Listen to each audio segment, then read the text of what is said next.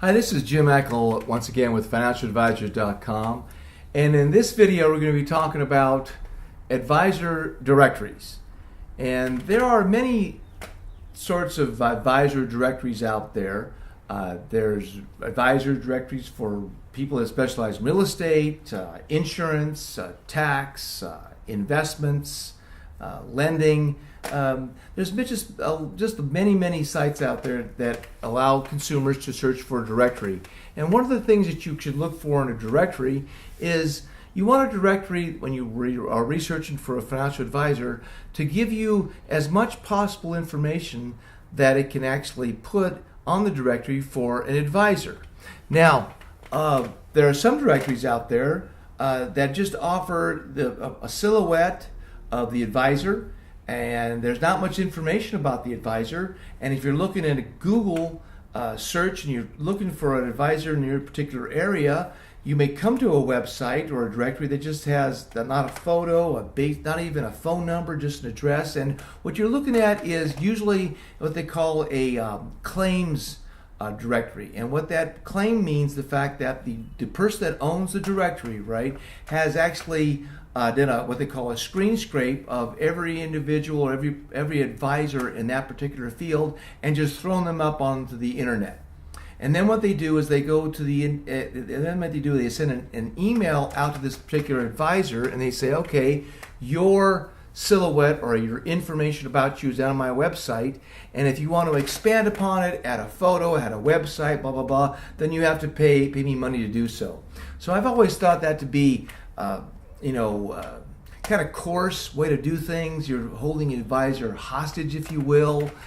So I would not recommend anybody go to a directory that has silhouettes and a lot of missing information on an advisor, because if you do, then the chances are then that advisor didn't have a choice as to either whether or not he wanted to be in the advisor in the first place, directory in the first place.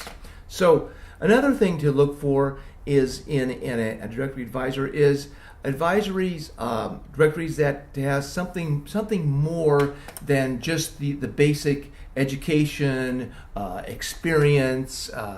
This is my CRD number, this is my insurance license, and so forth. Because what you want to do when looking for an advisor is that you want to look for an advisor who has your same thoughts on life, who enjoy the same things you do, who enjoy cars or enjoy cyclery or have an affinity to giving or working with nonprofits, and whatever the case may be.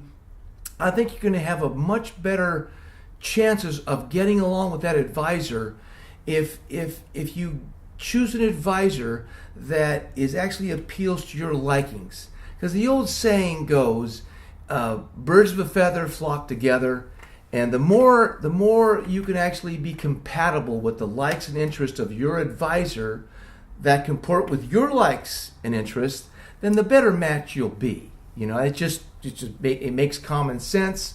Because it's been said many times that when I was an advisor, as a young advisor many years ago, we'd have individuals tell me, he said, I remember one guy in particular said, Jim, I tell you, most people don't really care how much you know until they understand how much you care.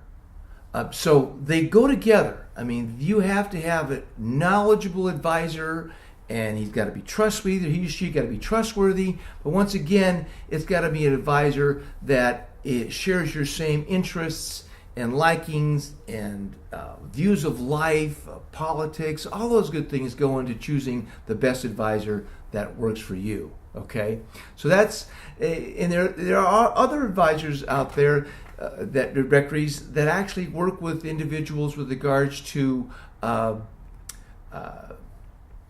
scrutinizing. They'll scrutinize an advisor to make sure that they pass a certain set of circumstances. I mean, and these are advisory directories that are scrutinized advisors almost to a fault.